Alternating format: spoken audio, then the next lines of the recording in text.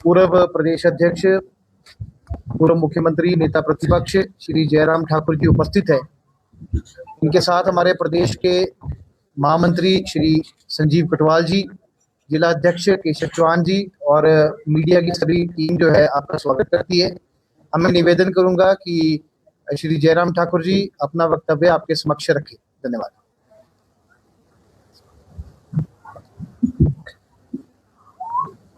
मित्रों, आज की इस पत्रकार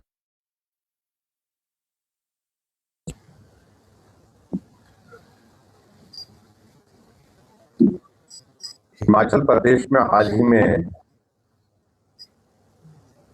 पंचायती राज संस्थाओं के शहरी निकाय के चुनाव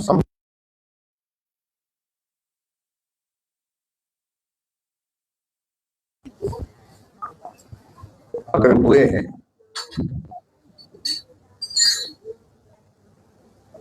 उसमें हमको बहुत लंबा संघर्ष करना पड़ा। हाई कोर्ट, सुप्रीम कोर्ट में अपनी बात रखनी पड़ी।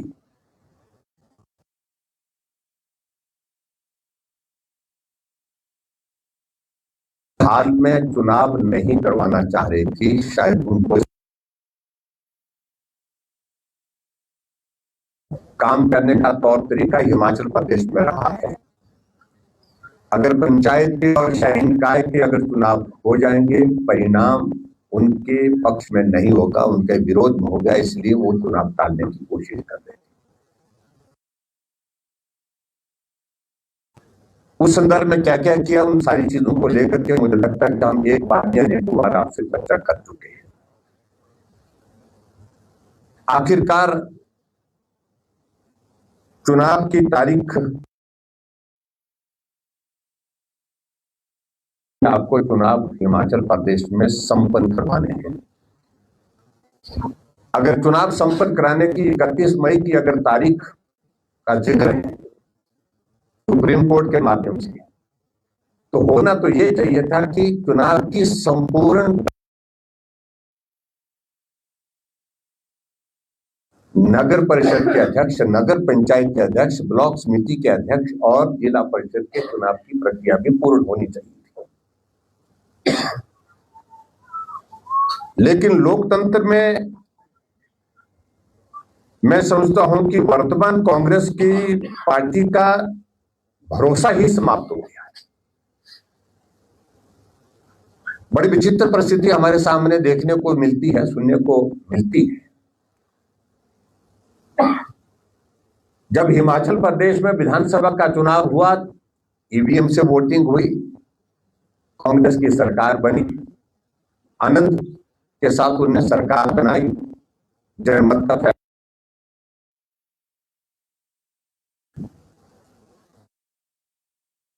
ये कि अगर चुनाव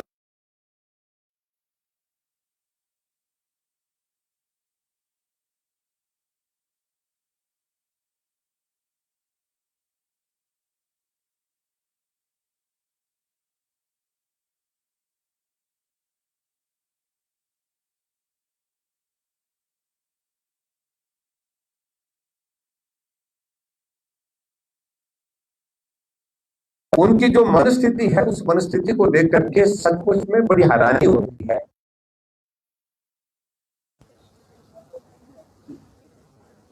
और हिमाचल प्रदेश में पंचायती राज संस्थाओं के चुनाव तो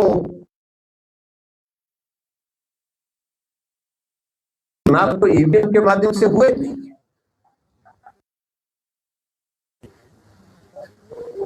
ये चुनाव तो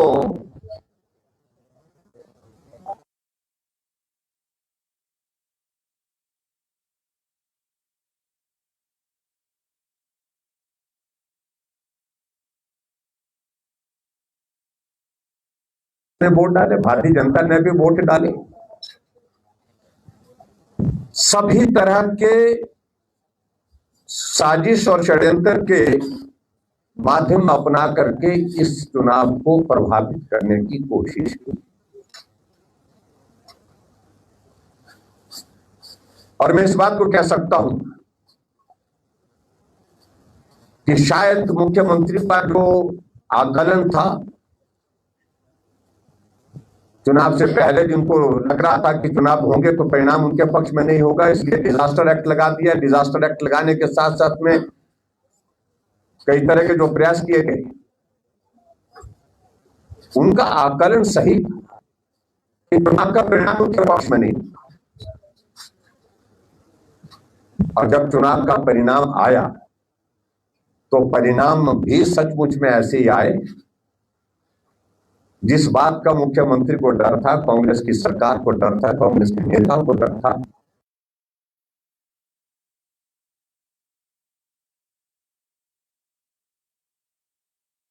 बीस, 28 और 30 मई को चुनाव हुए।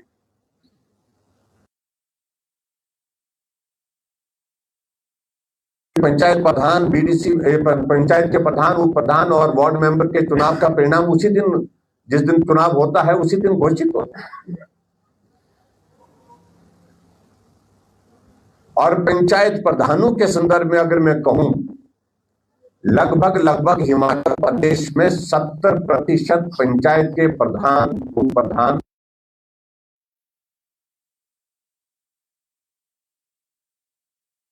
पक्ष में गए।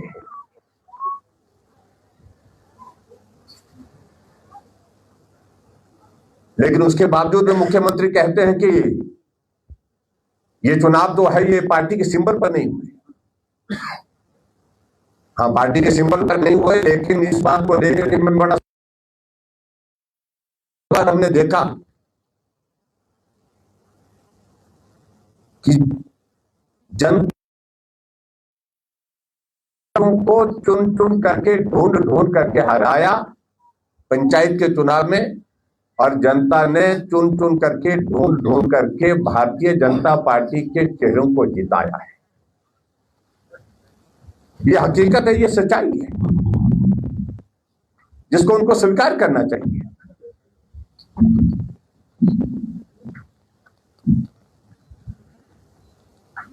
और उसके बाद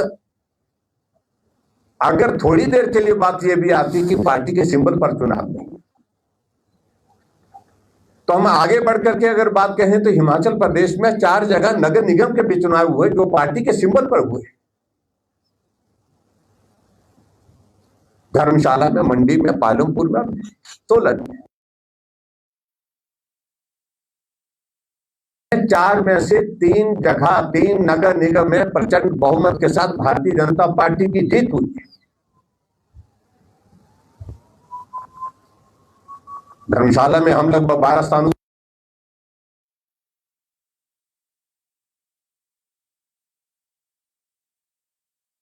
मंडी में 14 नगर निगम की वार्ड में से सिर्फ एक जगह, मात्र एक जगह, 12 जगह भारतीय जनता पार्टी, एक जगह निर्दलीय है। सोलन में भी भारतीय जनता पार्टी 10 जगह जीती है, और 10 के बाद फिर एक जो है निर्दलीय है, वो भी हमारे समर्थन में, हमारे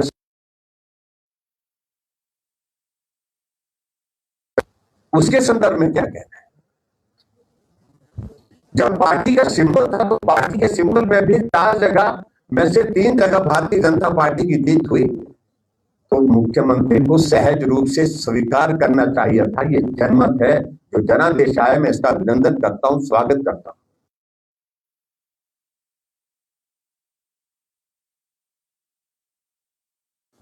हिमाचल प्रदेश में ब्लॉक समिति के चुनाव का परिणाम 31 तारीख को, और जिला परिषद का चुनाव के परिणाम भी 31 तारीख को घोषित हुए।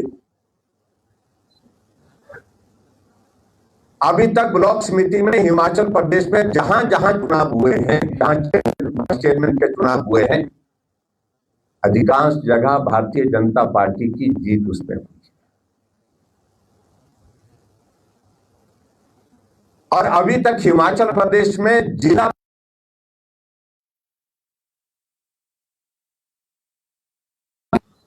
मात्र 3 जगह, किन्नौर, बिलासपुर और सिरमौर, तीनों जगह कांग्रेस अपना प्रत्याशी भी चेयरमैन, वाइस चेयरमैन की सर्वसम्मति से चुनाव हुए।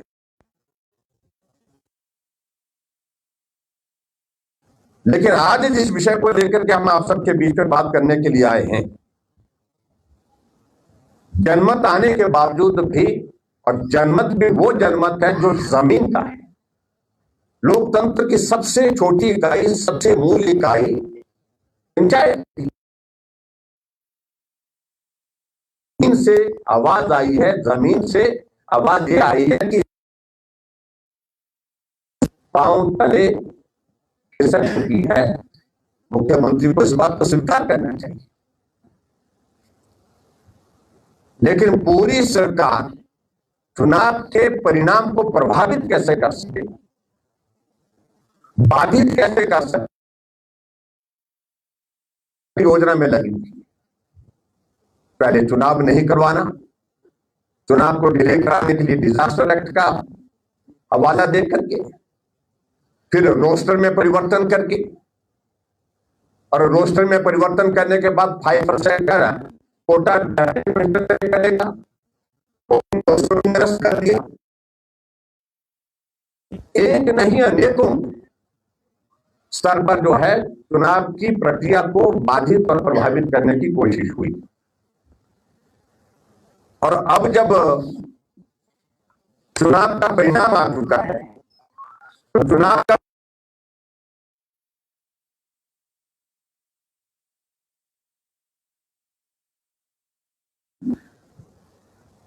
अगर मोटे तौर पर अगर हम बात करें, हिमाचल प्रदेश में 12 जिला परिषद है, 12 में से 10 जगह भारतीय जनता पार्टी का सीधा स्पष्ट बहुमत है।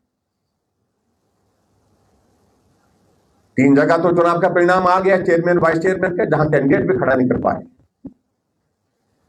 लेकिन दिलचस्प बात इसमें यह है,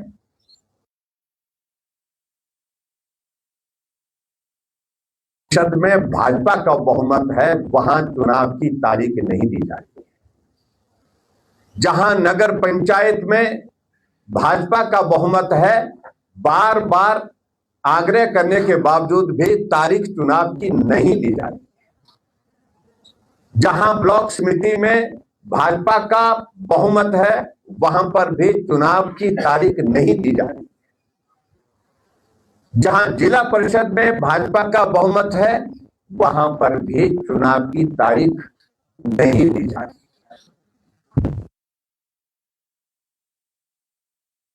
इसलिए नहीं दी जा रही है कि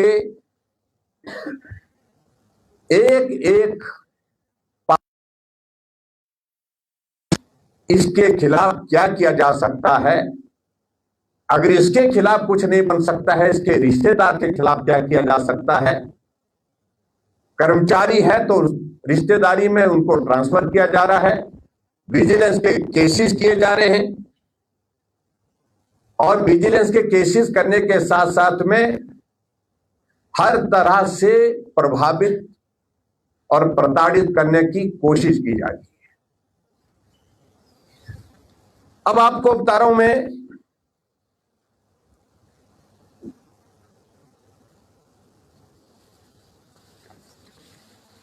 मोटी मोटी सी जानकारी, जो हिमाचल प्रदेश में जो एक्ट में जो प्रोविजंस थे उनको बदल दिया गया।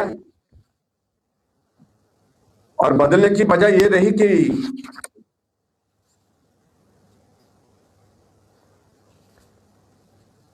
कि चुनाव को हम ज्यादा से ज्यादा लंबा समय तक खींच सके, यानी कि उस चुनाव को हम किस तरह से हम रोक सके। और उसमें जो प्रोविजंस है, उन प्रोविजन को सारे को बदल दिया गया। जहां 7 दिन का चुनाव की प्रक्रिया का ये था कि विद इन 7 डेज आपको ओथ के बाद जो है वो चुनाव के लिए तारीख निर्धारित करनी पड़ेगी। उस प्रोविजन को रूल से ओमिट कर दिया, हटा ही दिया, समाप्त कर दिया उसको। अब सरकार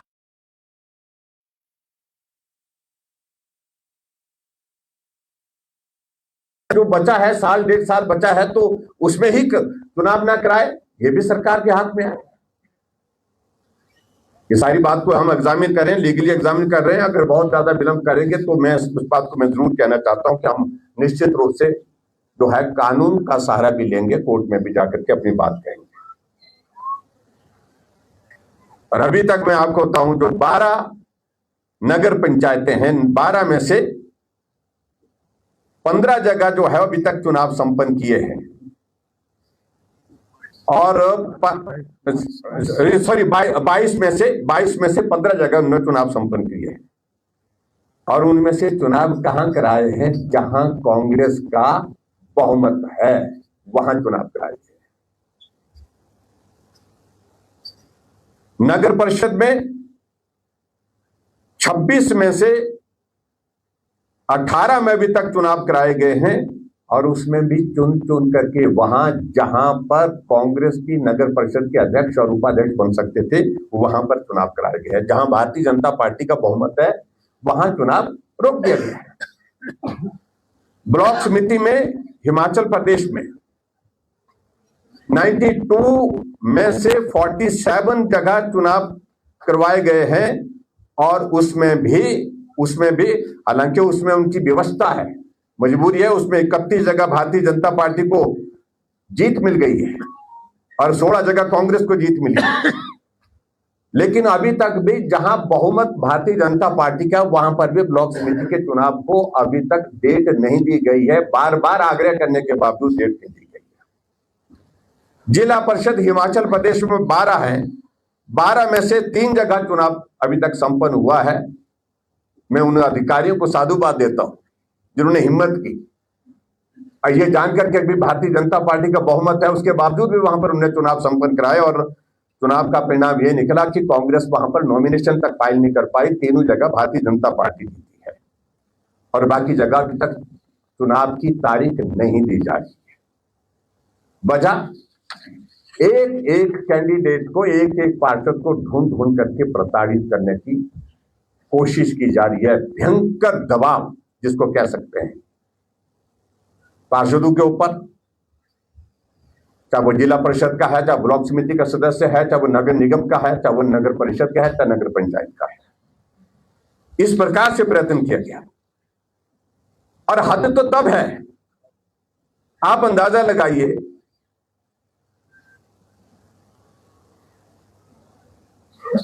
हमीरपुर जिला के अंतर्गत सुजानपुर में वहां पर नगर परिषद का चुनाव संपन्न हुआ और नगर परिषद के चुनाव में वोटिंग का जो प्रोसेस है, सीक्रेट वोट होता है, सीक्रेट बैलेट पेपर होता है, उससे वोट डाला जाता है और वहां एसडीएम सीक्रेट बैलेट पेपर का इस्तेमाल नहीं करना है। या तो आदमी को खड़ा करो या फिर उनसे हाथ खड़े करो। हाथ खड़े करके चुनाव वहां पर किया गया। चुनाव करने के बाद परिणाम घोषित करके जो है, और जब इसका विरोध किया, एसडीएम कहता है कि जो मैंने करना था वो कर दिया और आपने अब पिटीशन करनी है तो आप पिटीशन करिए। हाईकोर्ट में मामला लंबित है।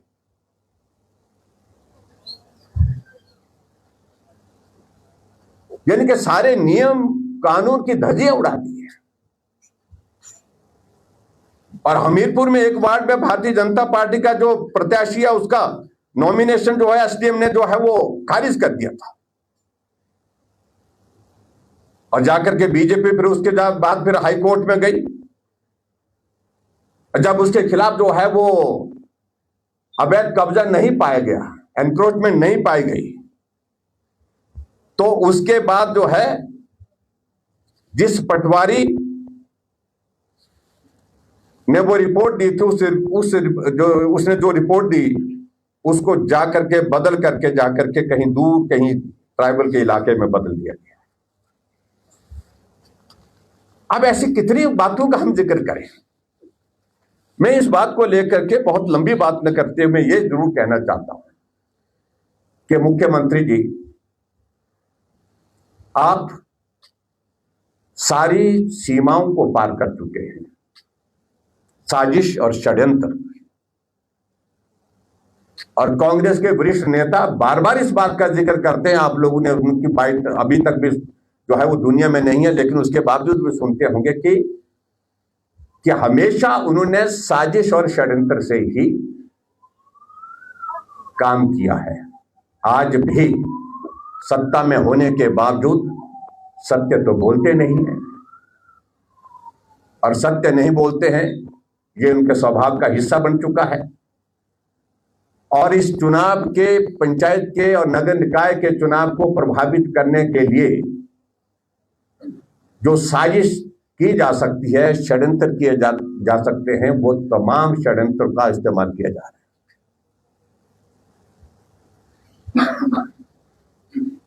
मैं आप सबके माध्यम से इतना जरूर कहना चाहता हूं, प्रदेश के अधिकारी इस बात को अच्छी तरह से समझ लें, सुन लें।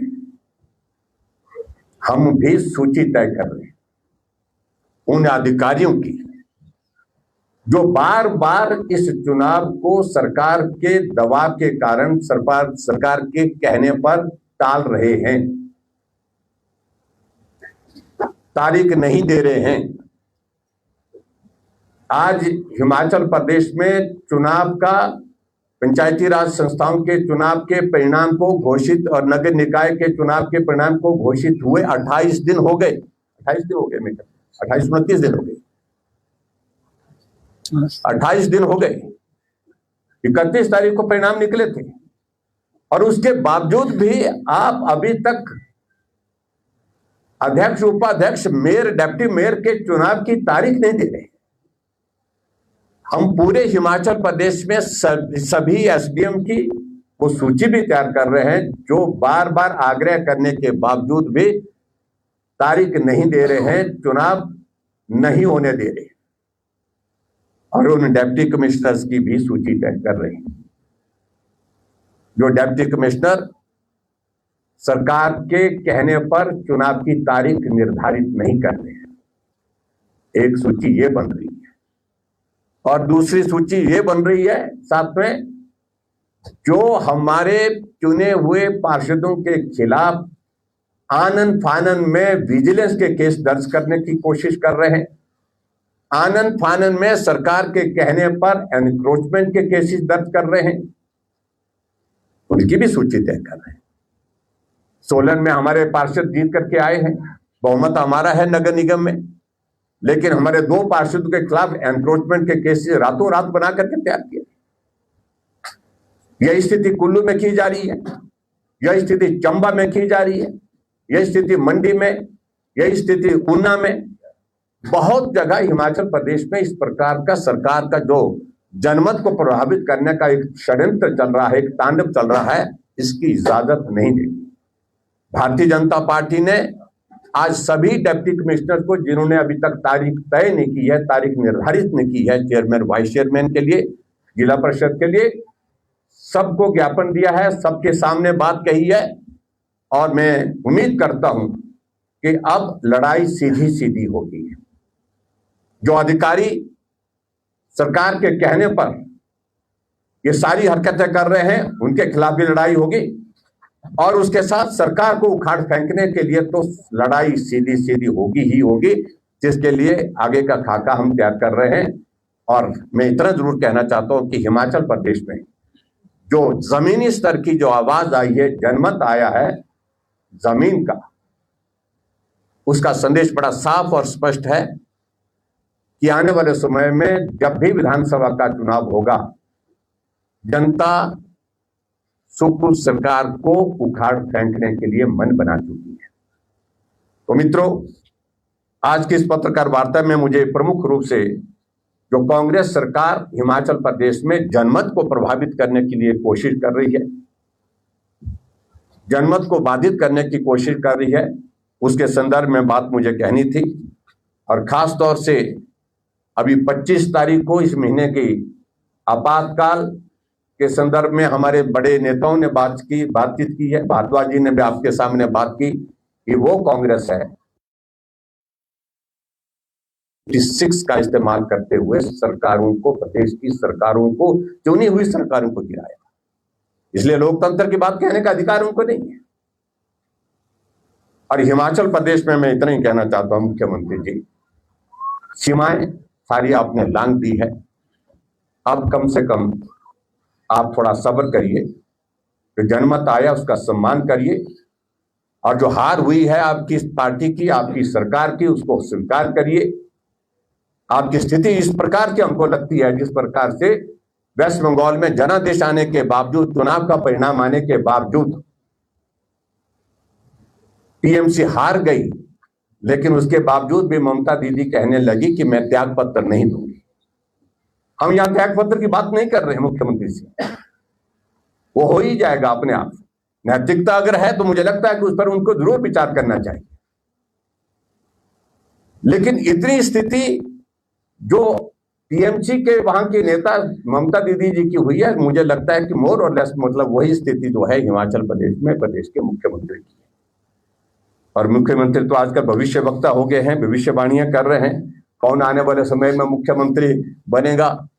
और जिस प्रकार की भविष्यवाणी वो कर रहे हैं, हिमाचल प्रदेश के कांग्रेस पार्टी के जो बहुत वरिष्ठ नेता है, सीनियर लीडर्स हैं, एस्टैब्लिश्ड लीडर्स हैं, उनका भविष्य तो उन्हें चौपट कर दिया अपनी भविष्यवाणी से। तो ऐसी हरकतों के लिए, ऐसी बातों के लिए हिमाचल के मुख्यमंत्री जाने जाते हैं, जो हमेशा साजिश और षड्यंत्र की बात करके जो है आगे का रास्ता निकालने की कोशिश करते हैं। और मैं एक बात और भी जरूर कहना चाहता हूं कि जहां वो बातें गुटों की करते हैं, मुख्यमंत्री जी आप तो जब पार्टी के अध्यक्ष रहे तब भी एक गुट ही चलाते थे, और आज हिमाचल प्रदेश में कांग्रेस की सरकार है, लेकिन उसमें भी एक गुट को ही चलाते हैं। पार्टी नहीं चला रहे हैं, सरकार नहीं चला रहे हैं। इस बात को मैं बड़ा साफ कहना चाहता हूं, और इस बात को लोग जो है वो अपने आप आपके कांग्रेस के जो वरिष्ठ नेता हैं वो भी स्वीकार कर रहे हैं, वो भी इस बात को कहते हैं कहां की सरकार है, ये तो सरकार ही एक गुट की है, बाकी तो सब ठिकाने लगा करके रखे हैं। इतनी ही बात कहना चाहता हूं मैं, और मैं उम्मीद करता हूं आज की इस पत्रकार वार्ता के बाद सभी अधिकारी इस बात का संज्ञान लेंगे और जल्दी से जल्दी जो है लोकतंत्र का सम्मान करते हुए ब्लॉक समिति, नगर परिषद, नगर पंचायत, नगर निगम और जिला परिषद चुनाव की तारीखें जो है वो निर्धारित करके, जहां निर्धारित नहीं हुई उसको निर्धारित करके परिणाम जो है वो जो भी होगा उस पक्ष में जो है अपना फैसला करेंगे। बहुत बहुत धन्यवाद, नमस्कार। सर, आपने कहा कि अधिकारियों की 2 तरह की प्रयास की जाती है, क्या इनके खिलाफ भी कानून का सहारा लिया जाएगा? निश्चित रूप से, हर तरह से। कुछ चीजें अभी करेंगे, कुछ चीजें कुछ वक्त के बाद आएंगे, जब वक्त आएगा उस वक्त करेंगे, लेकिन अब बर्दाश्त की सीमाएं जो है वो पार हो चुकी है, हद हो चुकी है। सारी चीज को लेकर बड़ा साफ कह रहा हूं।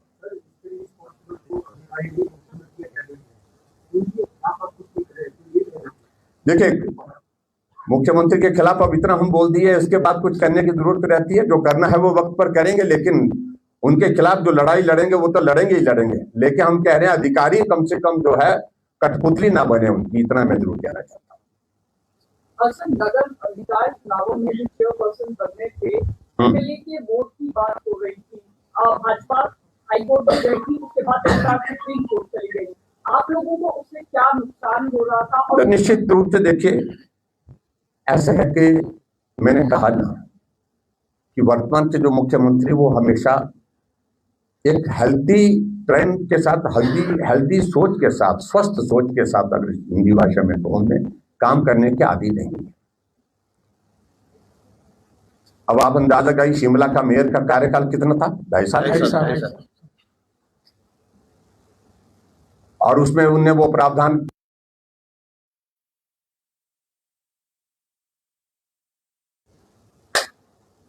मित्र का कार्यकाल 2.5 साल का कैसे हो सकता है? वो 5 साल का ही होना चाहिए। उनका बस चले तो 10 साल का करें, वो 15 साल का करें। तो बीच में इस तरह की बातें करते हैं, और उसके बाद जब कोई रास्ता नहीं बचा, अब पंचायत के चुनाव के परिणाम आए, अब उसमें जो एनक्रोचमेंट वाले इश्यूज को लेकर के वो जिस प्रकार से तेजी से कोशिश कर रहे हैं कि हम कुछ एक काउंसलर्स का, कुछ एक पार्षदों का वोटिंग राइट ही हम सीज कर सके, उसके लिए रास्ते तलाश रहे। तो इसलिए मैं यही कहूंगा कि स्वस्थ सोच के साथ आगे बढ़ने की आवश्यकता है। हमारे समय में पंचायत के चुनाव हुए, कोविड का दौर था, लेकिन हमने ना तारीख बदली, हमने चुनाव कराए, और चुनाव के बाद जो परिणाम आए उसको स्वीकार किया। कुछ जगह जीते, कुछ जगह हारे, लोकतंत्र है, लोकतंत्र को स्वीकार करना चाहिए। अब जो नहीं बन रहे हैं, तो आप लोग क्या फिर से कोर्ट जाएंगे? लेकिन जो आपने एक जो बात पर्टिकुलर कही, जो विधायकों वाली बात है, तो वो भी उसी तरह से, वो भी एक साजिश का एक ये था। मैं उस पर ज्यादा टिप्पणी नहीं करता हूँ क्योंकि सुप्रीम कोर्ट ने अब उसमें फैसला दे दिया है। लेकिन उनको लगता था कि मेजॉरिटी में एमएलए उनके हैं, मेजॉरिटी जगह उनको उसका लाभ होगा, और कुछ जगह लाभ हुआ उनका। जैसे कुछ जगह, जैसे मैं कुल्लू में देखता हूँ, कुल्लू में उनको उसका लाभ हुआ, चंबा में उनको लाभ हुआ, नाहन में लाभ हुआ है, और जगह कई जगह लाभ हुआ है। लेकिन हम उन सारी चीज को लेकर के अब ज्यादा टिप्पणी नहीं करना चाहते। हम तो जो सारी षड्यंत्र जो कर रहे हैं चुनाव ना करवाने की, चेयरमैन वाइस चेयरमैन के चुनाव की तारीख को लंबा करने के लिए जो प्रयास किए जा रहे हैं, वो दुर्भाग्यपूर्ण है। सर, बागवानी मंत्री जगत नेगी कह रहे हैं कि जो चुनाव वो है भाजपा। देखिए, अगर उनने कहा है, हमें कोई मानने के लिए कोई ऐतराज नहीं है। हमारा ये आदमी अगर कांग्रेस पार्टी का वहां अध्यक्ष बन जाता है तो मुझे लगता है कि परेशानी तो उनको ही होगी। कुल मिलाकर के हमें तो कोई परेशानी नहीं है। उनकी पार्टी के अंदर जब उनकी स्थिति ऐसी है कि उनके जिले में उनके कहने पर पार्टी का अध्यक्ष नहीं हो सकता है, नैतिकता ये उनको छोड़ देना चाहिए उनको, इसलिए वो मंत्रिमंडल में। नैतिकता तो ये बनती है जब उनके कहने पर कुछ है नहीं, पार्टी में उनकी नहीं मानी जाती है,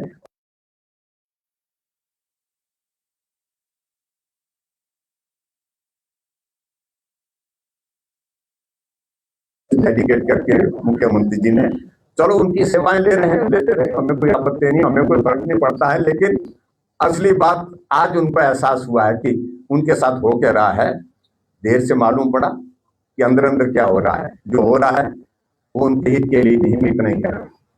प्रदेश में विपक्ष के रोल पर भी चर्चा हो रही है, आपके रोल पर भी सवाल उठ रहे हैं। एचआरटीसी कर्मचारियों की हड़ताल होती है, कर्मचारियों पर एस्मा लगाया जाता है और विपक्ष की तरफ से एक या दो प्रतिक्रियाएं आती है। आपको हमने बड़े सख्त प्रतिक्रिया दी है। बिल्कुल, हमने कहीं भी कोई प्रश्न खड़ा होने का सवाल ही पैदा नहीं होता। ये वर्तमान सरकार कांग्रेस की जो बार बार कहते थे कि हम कर्मचारी हितैषी हैं, पक्की नौकरी, 58 साल वाली नौकरी, पेंशन वाली नौकरी, ऐसी भाषण दिए जाते थे उस वक्त। आज जो है वो कितने घंटे के लिए अपॉइंटमेंट हुई? 3 घंटे के लिए। 3 घंटे के बाद उनकी नौकरी समाप्त हो गई। ज्वाइनिंग से पहले ही उनकी नौकरी समाप्त कर दी गई। तमाशा ही है। जो पक्की नौकरी, 58 साल वाली, पेंशन वाली नौकरी की बातें कह रहे थे। और हमने एक बात जरूर कही, आंदोलन होते हैं, एस्मा जैसी स्थिति दुर्भाग्यपूर्ण है, तब भी कहा है और आज भी कह रहे हैं। So thank you very much. आप सभी का धन्यवाद। आप चाय पे